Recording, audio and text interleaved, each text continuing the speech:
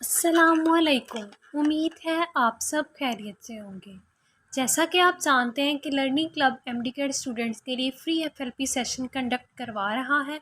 अगर आप भी इसमें इनरोल होना चाहते हैं तो दिए गए नंबर पर हमसे कांटेक्ट करें। आज उसी एफएलपी 1 के हम फिजिक्स पोर्शन की डिस्कशन करेंगे। क्वेश्चन नंबर 1 आपके पास है, calculate the amount of charge flowing in 2 minutes in a wire of resistance 10 ohm when potential difference of 20 volt is applied between its ends। इसमें आपसे पूछा गया है कि आपने चार्ज फाइंड करना है, आपको टाइम दिया गया है, रेजिस्टेंस दी गई है और आपको वोल्ट पोटेंशियल डिफरेंस दिया गया है। जैसा कि आप देख रहे हैं कि हमारे पास टाइम दिया गया है और हमने चार्ज फाइंड करना है। Q is equal to I T के फॉर्मूला में हमारे पास कौन सी चीज़ मिसिंग है? करंट। हमारे पास करंट नहीं है। करंट के लिए हमारे पास यहाँ वोल्टेज की वैल्यू भी दी गई है, रेजिस्टेंस की वैल्यू भी है। पहले हम लोग I is equal to V over R के फॉर्मूला से 20/10 करके करंट की वैल्यू फाइंड करेंगे।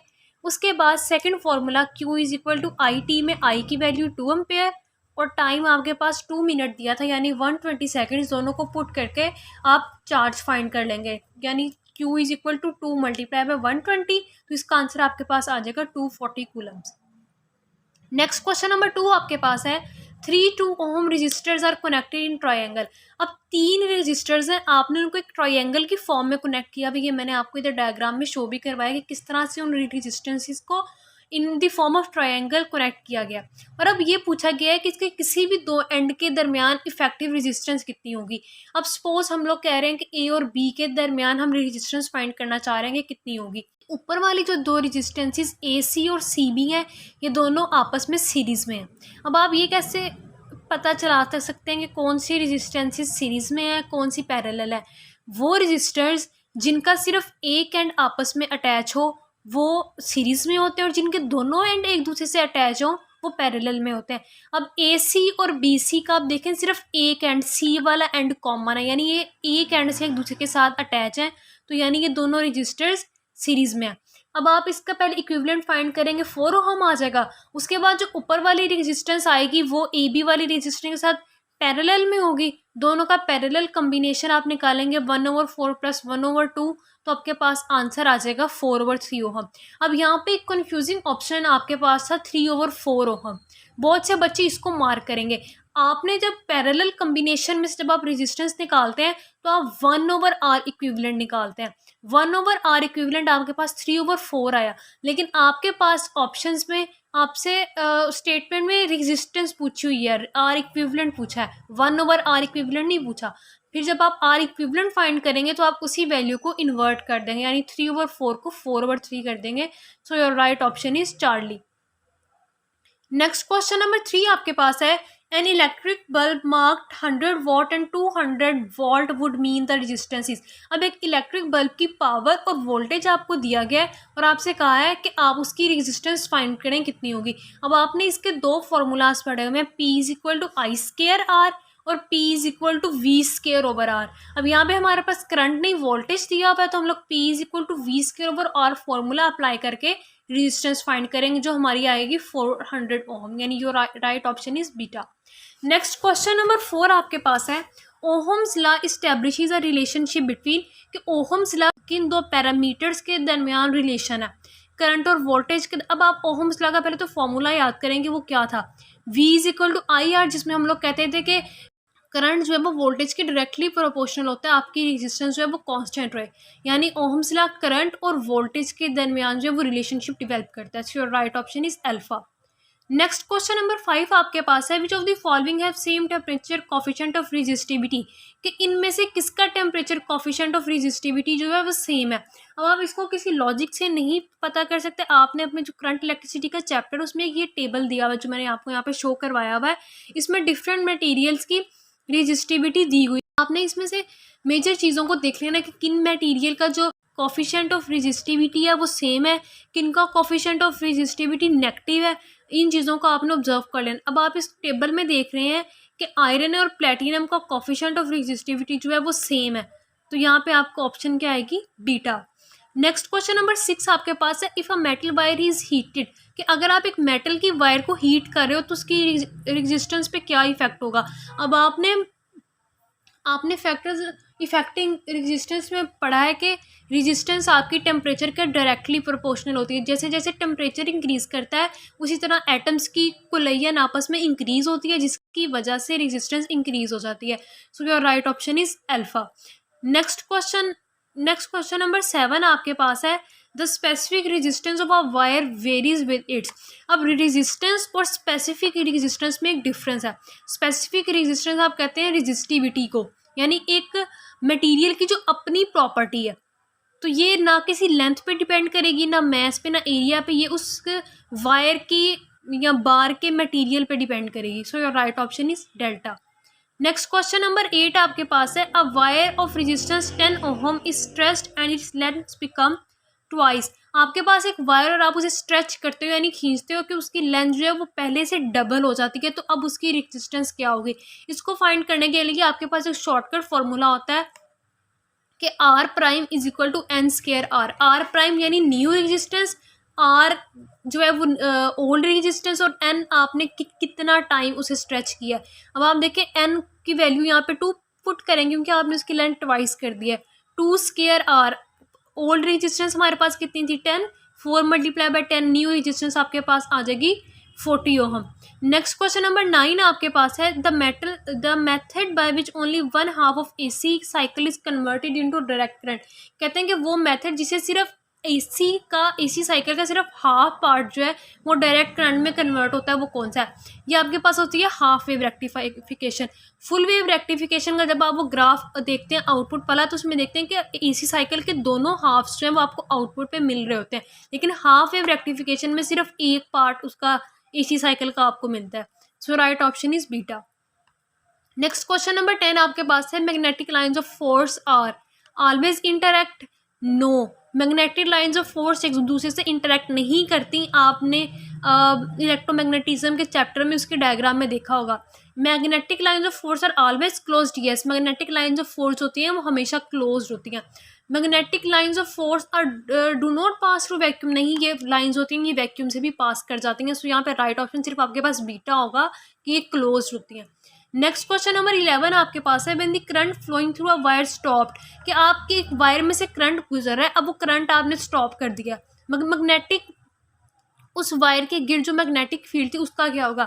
अब आपने पढ़ा हुआ है कि जब किसी वायर में से करंट गुजरता है तो उसके गिर्द मैग्नेटिक फील्ड प्रोड्यूस हो जाता है। वो मैग्नेटिक फील्ड उस वायर में से गुजरने वाले करंट की वजह से प्रोड्यूस होता है। जब वायर में गुजरने वाला करंट जीरो हो जाएगा तो ऑब्वियसली आपका मैग्नेटिक फील्ड भी जीरो हो जाएगा। So your right option is delta. Next question number 12 आपके पास, which one of the following can not be deflected by magnetic field. Magnetic field electromagnetism वाले चैप्टर में आप पढ़ते हैं right hand left hand rule के, अगर अल्फा रे आएगी यहाँ से या कोई और पार्टिकल आएगा तो वो किस साइड पे डिफ्लेक्ट करेगा। मैग्नेटिक फील्ड सिर्फ उन पार्टिकल्स को डिफ्लेक्ट करता है जिनके ऊपर कोई चार्ज हो। अल्फा रेज आपको पता है पॉजिटिवली चार्ज हैं, बीटा रेज भी पॉजिटिवली नेगेटिव दोनों चार्ज हो सकती है, मतलब पॉजिटिव भी बीटा रेज भी होती है नेगेटिव भी होती है। गैमा रेज के ऊपर कोई चार्ज नहीं होता, इसलिए गैमा रेज इसमें से डिफ्लेक्ट नहीं करेंगी। आपका राइट ऑप्शन है चार्ली। नेक्स्ट क्वेश्चन नंबर 13 आपके पास है, a step up transformer. Step up transformer क्या करता है, पावर लेवल को इंक्रीज करता है, वोल्टेज लेवल को इंक्रीज करता है और करंट लेवल को डिक्रीज करता है।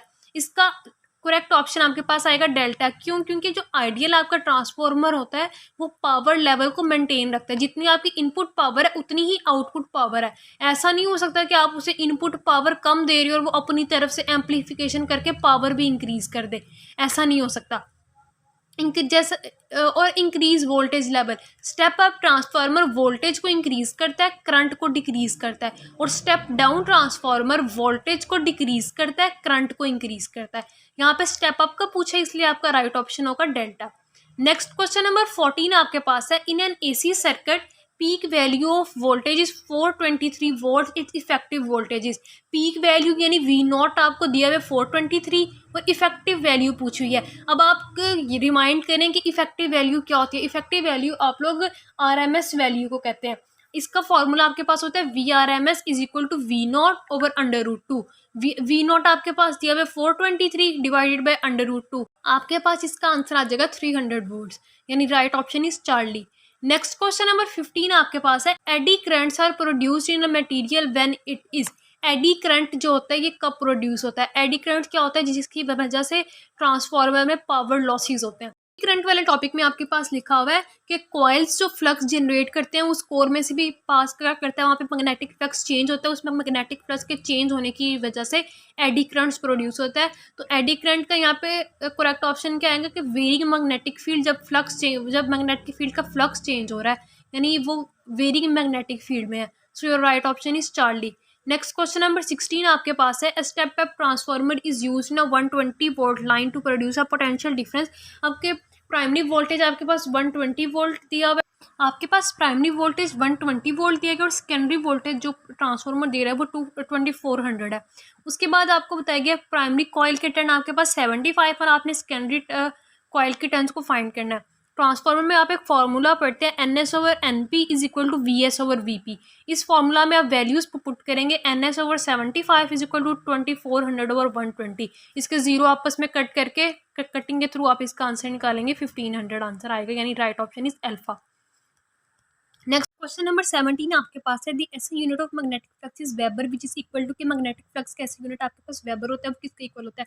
मैग्नेटिक फ्लक्स का आपके पास फॉर्मूला आता है phi is equal to B A cos theta. अब यहाँ पे आप बी का unit newton per ampere per metre और उसका एरिया का यूनिट मीटर के पुट करके आंसर निकालें, आपके पास आएगा न्यूटन मीटर पर एम्पेयर।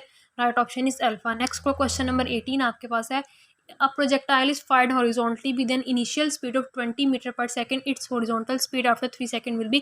अब इसको स्टेटमेंट को पढ़ने के बाद बहुत से बच्चों ने इसे सॉल्व करना स्टार्ट कर दिया होगा, ऐसा नहीं है। आपने प्रोजेक्टाइल में पढ़ा था कि उसकी हॉरिजॉन्टल वेलोसिटी जो है वो कांस्टेंट रहती है, जितनी उसकी हॉरिजॉन्टल वेलोसिटी स्टार्ट पे थी उतनी ही हॉरिजॉन्टल वेलोसिटी उसकी एंड पे होगी।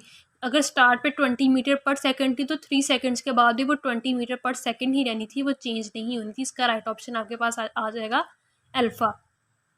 नेक्स्ट क्वेश्चन नंबर 19 आपके पास है, an ideal transformer steps up और स्टेप डाउन। आपके पास जो आइडियल ट्रांसफार्मर होता है वो किस चीज़ को इंक्रीज या डिक्रीज करता है? जब उसने आइडियल ट्रांसफार्मर की बात कर दी है तो मतलब है कि इनपुट पावर और आउटपुट पावर सेम रहेगी, पावर तो इसका ऑप्शन नहीं आएगा। उसके बाद एनर्जी पावर एक ही बात है, आप वो भी इसको चेंज नहीं करता। एसी वोल्टेज जी, डीसी ट्रांसफार्मर जो होता है डीसी पे वो ऑपरेट करता ही नहीं है, एसी पे ऑपरेट करता है और उसको ही वो स्टेप अप स्टेप डाउन करता है। So your right option is Charlie. Question number 20 आपके पास है, 4 forces acting on a circular object as shown in figure, the net resultant torque about O is where the radius is 2 metre. आपके पास नीचे एक object दिखाया गया है जिसमें 4 फोर्सेस आपको नजर आ रही हैं। अब आप देखें जो 2 फोर्सेस लेफ्ट साइड पे लग रही हैं उनका मैग्नीट्यूड सेम है और उनकी डायरेक्शन सेम है, वो कोई भी टॉर्क या कपल उस ऑब्जेक्ट में प्रोड्यूस नहीं करेंगी। बाकी 2 फोर्सेस 10 न्यूटन और 10 न्यूटन की जो अपोजिट डायरेक्शन में लग रही हैं उनका आप कलेक्टिव टॉर्क फाइंड करेंगे 10 इंटू 20 प्लस 10 इंटू 20 RF वाले फॉर्मूला से, तो आपके पास इसका आंसर आ जाएगा 40 Newton. So your right option is Charlie. Next question number 21 आपके पास है, for which of the following pair of projection angle the horizontal range will be same, कि रेंज किन 2 एंगल्स पे सेम होगी।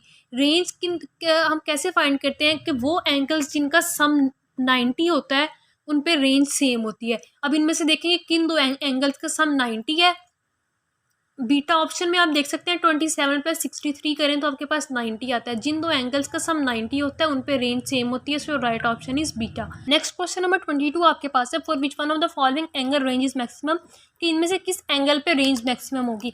आपने बुक में पढ़ा है कि आपकी रेंज 45 डिग्री पे मैक्सिमम होती है, लेकिन अगर आपके पास 45 डिग्री का ऑप्शन नहीं है तो वो एंगल जो 45 डिग्री के क्लोज होगा उस पर रेंज मैक्सिमम होगी, और यहाँ पे वो ऑप्शन जो है 43 डिग्री है, यानी your right option is alpha. Next question number 23 आपके पास है, a football of mass 0.4 kg at rest acquires a speed of 20 meter per second. When kicked, what is the impulse imparted to the football? आपके पास mess दिया गया है और उसकी speed दी गई है, आपने इम्पल्स फाइंड करनी है। इम्पल्स फाइंड करने का फॉर्मूला आपने पढ़ा हुआ है कि force into time, I is equal to FT। F का फॉर्मूला क्या होता है MA, यानी मैस इंटू एक्सेलरेशन। आपके पास आ गया F is equal to MAT। अब आपके पास एक्सेलरेशन तो नहीं है, A इंटू टी क्या होता है वेलोसिटी, तो आपके पास मॉडिफाइड फॉर्मूला क्या बन गया I is equal to MV, यानी mass into velocity. 0.4 multiply by 20 आप पुट करेंगे तो आपके पास आंसर आ जाएगा 8 newton second. Your right option is delta. Next question number 24 आपके पास है, a man in a car is moving at a speed of 80 kilometre per hour, his speed with respect to car is. एक गाड़ी में एक आदमी और उस कार की जो स्पीड है वो 80 किलोमीटर पर आ रहा है। अब उस जो मैन कार के अंदर बैठा हुआ है उसकी स्पीड कार के हिसाब से कितनी होगी। अब देखें, यहाँ पे हम लोग फ्रेम ऑफ रेफरेंस का जिक्र करें। आउटसाइडर उस इंसान को ऑब्जर्व करेगा, यानी वो इंसान जो कार के अंदर नहीं बाई रोड पे खड़ा हुआ है, उसके रेफरेंस से अगर हम उस इंसान की स्पीड देखें तो 80 किलोमीटर पर आवर होगी। लेकिन अगर कार के लिहाज से उस इंसान की स्पीड देखें तो वो 0 किलोमीटर पर आवर होगी, यानी वो कार के रेफरेंस से रेस्ट पे। Right option is alpha. Next question number 25 आपके पास है, if distance covered is zero the displacement. अगर डिस्टेंस जीरो हो तो डिस्प्लेसमेंट क्या होगी। अगर आपके पास डिस्प्लेसमेंट क्या होती है, shortest distance between two points. अगर जब आपने कोई डिस्टेंस कवर ही नहीं किया तो डिस्प्लेसमेंट मस्ट बी जीरो, वो जीरो ही होगी। लेकिन अगर ये क्वेश्चन इस तरह मॉडिफाई होता, if displacement covered is zero the distance, फिर आता मे और may not be zero. Right, यहाँ पे राइट ऑप्शन आपके पास आएगा अल्फा। नेक्स्ट क्वेश्चन नंबर 26 आपके पास है, an athlete covered half around of circular track of radius R the displacement covered is. यहाँ पे उसने एक एथलीट की बात की है जो एक सर्कुलर ट्रैक, यानी जैसे मैंने आपको यहाँ पे एक सर्कल दिखाया है, इसका हाफ पार्ट वो कवर कर रहा है, जिसका इसका रेडियस आर है।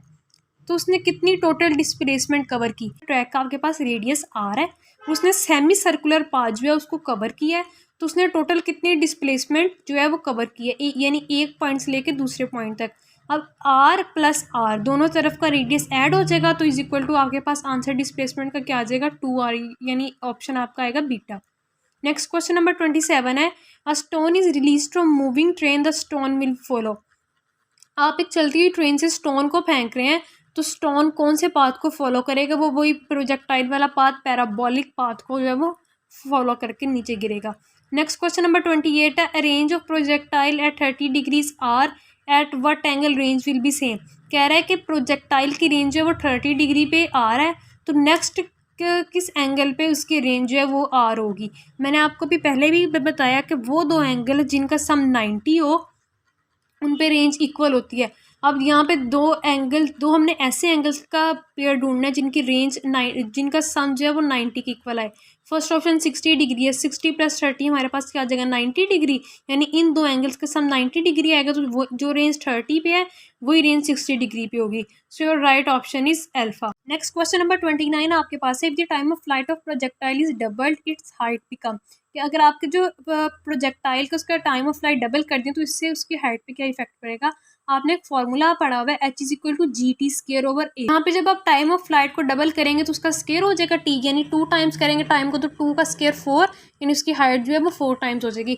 प्रोजेक्टाइल मोशन के अगर आपको मेजर कॉन्सेप्ट या फॉर्मूलाज के बारे में नहीं पता तो मैं उस वीडियो का लिंक आपको डिस्क्रिप्शन में दे दूँगी, आप वहाँ से जाके इंपॉर्टेंट फार्मूलाज वहाँ से देख सकते हैं। नेक्स्ट क्वेश्चन नंबर 30 आपके पास है, the classical theory can not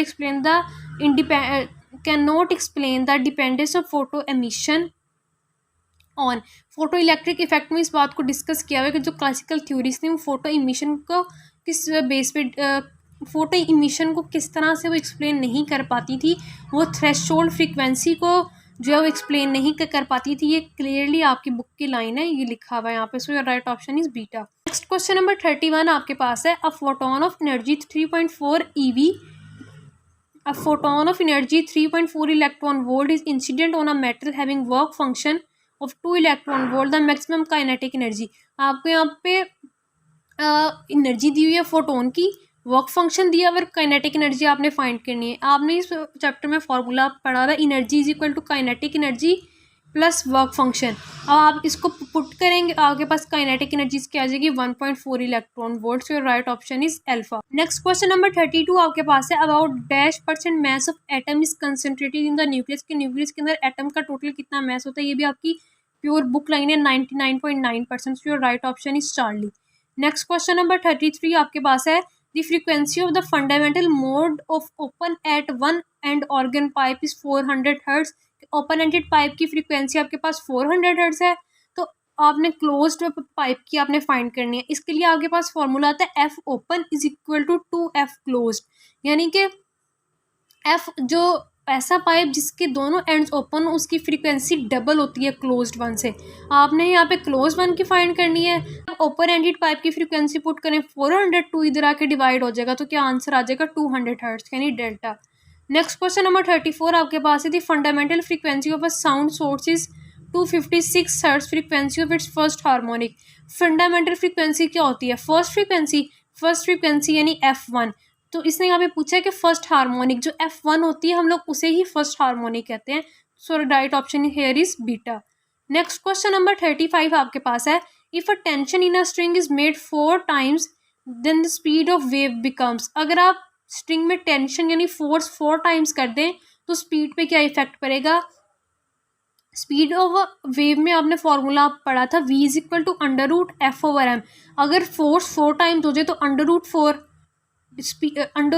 times क्या हो जाएगा 2, तो स्पीड ऑफ वेव आपकी क्या हो जाएगी? डबल, यानी right option is alpha.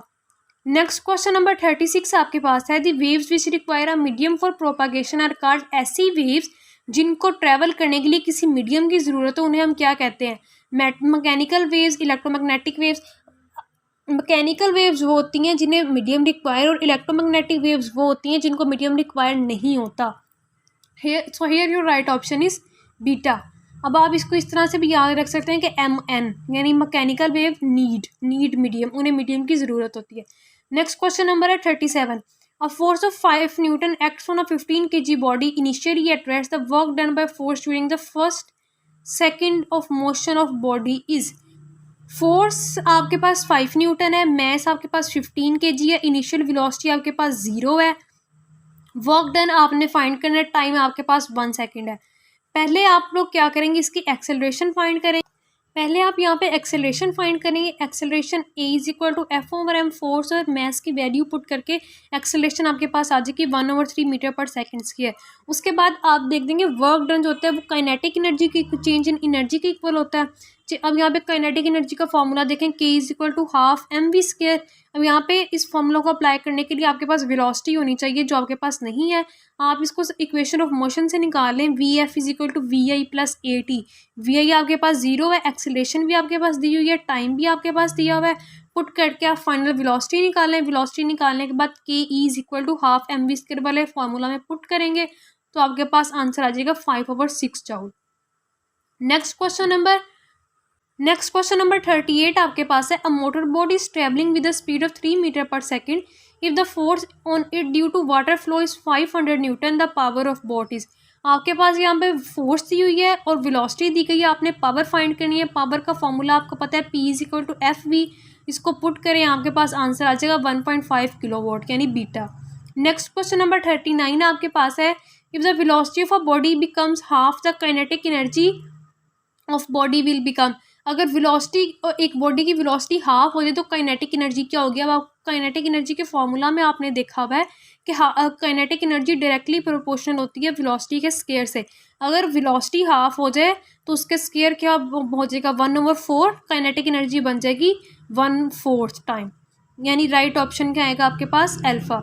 Next question number 40 आपके पास है, which of the following work is greater. अब यहाँ पे एक चीज़ याद रखनी है, वर्क आपके पास स्केलर क्वांटिटी होती है। वर्क जो होता है वो पॉजिटिव हो या नेगेटिव वो वर्क ही होते हैं। स्केलर क्वांटिटी वो होती है जो सिर्फ मैग्नीट्यूड पे डिपेंड करे, अपनी डायरेक्शन पे डिपेंड ना करे। इसलिए आपका वर्क पॉजिटिव हो या नेगेटिव हो वो वर्क सेम ही होगा। स्केलर क्वांटिटी में ये साइंस का से कोई फ़र्क नहीं पड़ता, इसलिए आपका राइट ऑप्शन होगा डेल्टा। नेक्स्ट क्वेश्चन नंबर 41 आपके पास है, the bounded spring of a clock possesses. कि आप the bounded spring of a clock possesses, क्या आपका जो क्लॉक का स्प्रिंग होता है इकट्ठा हुआ उसके अंदर कौन सी एनर्जी जो है वो स्टोर होती है? आपको पता है कि काइनेटिक एनर्जी होती है वो मूविंग बॉडी में होती है। क्लॉक का जो स्प्रिंग है वो मूव नहीं कर रहा तो उसके अंदर काइनेटिक एनर्जी नहीं होगी, उसमें सिर्फ पोटेंशियल एनर्जी होगी। सो राइट ऑप्शन यहाँ होगा beta, potential but no kinetic energy. Next question number 42 आपके पास है, a man does a given work in 10 second and other man does the same work in 20 second, the ratio of the output power. आपको बताया कि एक आदमी एक काम को 10 सेकंड में कर रहा है और दूसरा आदमी उसी काम को 20 सेकंड में कर रहा है, तो किसकी पावर ज़्यादा होगी? ऑब्वियसली आप अंदाज़ा भी लगा सकते हैं कि जो कम टाइम में काम कर रहा है उसकी पावर ज़्यादा होगी। लेकिन हम लोग लॉजिक से बात कर लेते हैं। पावर का फॉर्मूला हमारे पास होता है एनर्जी ओवर टाइम, यानी पावर जब इन्वर्सली रिलेटेड टू टाइम है तो क्या आएगा? P1/P2 is equal to T2/T1। P1 और P2 T2 यानी सेकंड टाइम हमारे पास क्या है 20 सेकंड, फर्स्ट टाइम हमारे पास क्या है 10, ये आ जाएगा आपके पास 2:1। Right option is alpha. Next question number 43 आपके पास द मूवमेंट ऑफ एनर्जी आपके पास 4 है, टॉर्क आपके पास 10 न्यूटन मीटर है, तो एंगुलर एक्सेलरेशन क्या होगी? इसका फॉर्मूला आपने पढ़ा हुआ है tau is equal to I alpha. आपके पास टॉर्क भी दी हुई है, आपके पास इनर्शिया भी, आपने इसमें से अल्फा यानी एंगुलर एक्सेलरेशन को फाइंड करना है। तो 20/4 आपके पास आ जाएगा 2.5, यानी right option is Charlie. Next question number 44 है the force which can not do any work. ऐसी फोर्स जो कोई वर्क ही परफॉर्म नहीं करवा सकती, उससे हम क्या कहते हैं? आपको पता है सेंट्रीपिटल, ये फोर्स सिर्फ बॉडी को एक ट्रैक में मूव करने में हेल्प करती है, ये खुद कोई वर्क नहीं करती, इसलिए राइट ऑप्शन आपके पास क्या आएगा? इसका डेल्टा। नेक्स्ट क्वेश्चन नंबर 45 है distance covered by a freely falling body in 2 seconds will be. एक फ्रीली फॉलिंग बॉडी 2 सेकंड में कितना डिस्टेंस कवर करती है? फ्रीली फॉलिंग बॉडी के लिए आपके पास फॉर्मूला होता है S is equal to half G T square 1/2 G T square. G की वैल्यू 9.8, टी की वैल्यू आपके पास 2, इसको सॉल्व करेंगे तो आपके पास ऑप्शन आ जाएगा बीटा यानी 19.6। नेक्स्ट क्वेश्चन नंबर 46 आपके पास है most of the AC meters are calibrated to read. कि मीटर्स जो है वो एसी मीटर्स जो होते हैं वो कौन सी वैल्यू रीड करते हैं? एसी मीटर्स वो वैल्यू रीड करते हैं जो इफेक्टिव होती है, इफेक्टिव वैल्यू यानी आपकी RMS value. Right option is beta. Next question number 47 आपके पास है unit of induced EMF. Induced EMF का यूनिट क्या होता है? सिंपल, इसका यूनिट वोल्ट होता है। राइट ऑप्शन अल्फा है। नेक्स्ट क्वेश्चन नंबर 48 है the sum of positive and negative peak values are usually written as. वो कह रहा है कि एसी में अगर आप पॉजिटिव वैल्यू और नेगेटिव वैल्यू का सम लें तो उसे हम लोग क्या कहते हैं? उसे कहते हैं peak to peak value. RMS value आप जानते हैं इफेक्टिव वैल्यू होती है, पीक वैल्यू एक होती है यानी पॉजिटिव पीक वैल्यू या नेगेटिव पीक वैल्यू, दोनों के सम को पीक टू पीक वैल्यू कहते हैं। Right option is Charlie. Next question number 49 आपके पास है the de Broglie hypothesis treated electron as. De Broglie hypothesis में इलेक्ट्रॉन को किस तरह से ट्रीट किया गया था? डी ब्रॉगली हाइपोथेसिस में से प्रूव हुआ था कि इलेक्ट्रॉन की वेव नेचर भी होती है। Right option is beta. Next question number 50 है in photo electric effect when monochromatic light is allowed to shine on cathode. के जब लाइट जो है वो कैथोड के ऊपर पड़ती है तो क्या होता है? उस कैथोड में से इलेक्ट्रॉन इमिट होते हैं। Right option is alpha. Next question number 51 during the Davisson Germer experiment what was proved. कि डेविसन जेरमर एक्सपेरिमेंट में क्या चीज़ प्रूव हुई थी? पार्टिकल नेचर या wave nature? Davisson Germer experiment से वेव नेचर इलेक्ट्रॉन की प्रूव हुई थी, इसलिए राइट ऑप्शन इसका आएगा बीटा। नेक्स्ट क्वेश्चन नंबर 42 है bye rubbing the object together their internal energy. जब हम दो ऑब्जेक्ट्स को आपस में रगड़ते हैं तो हीट प्रोड्यूस होती है, हीट प्रोड्यूस होने से उसकी इंटरनल एनर्जी जो है वो इंक्रीज हो जाती है। Right option is alpha. Next question number 53 है a moving body need not have. कि एक बॉडी जो मूव कर रही है उसके पास कौन सी चीज़ होना ज़रूरी नहीं है? वेलोसिटी तो ऑफ कोर्स होगी, बॉडी मूव कर रही है किसी वेलोसिटी से मूव कर रही है। उसके बाद पोटेंशियल एनर्जी, बिल्कुल पोटेंशियल एनर्जी होना लाजमी नहीं है। पोटेंशियल एनर्जी किसी चीज़ की पोजीशन की वजह से होती है, मोशन की वजह से नहीं होती। इसके अलावा ऑप्शन आपके पास है मोमेंटम का फॉर्मूला आप पढ़ते हैं mv होता है, जिसके अगर उसके पास वेलोसिटी है तो ऑफकोर्स उसका मोमेंटम जीरो नहीं होगा, और बॉडी मूव कर रही है तो ऑफकोर्स उसके पास काइनेटिक एनर्जी भी होगी। राइट ऑप्शन यहाँ पे आपके पास आ जाएगा बीटा। नेक्स्ट क्वेश्चन नंबर 54 आपके पास है slope of work time graph is equal to. कि वर्क टाइम ग्राफ की स्लोप किसके इक्वल होती है? इसमें आपसे दो तरह के क्वेश्चन पूछे जा सकते हैं। या तो आपसे पूछा जा सकता है कि स्लोप बताएं ग्राफ की या एरिया।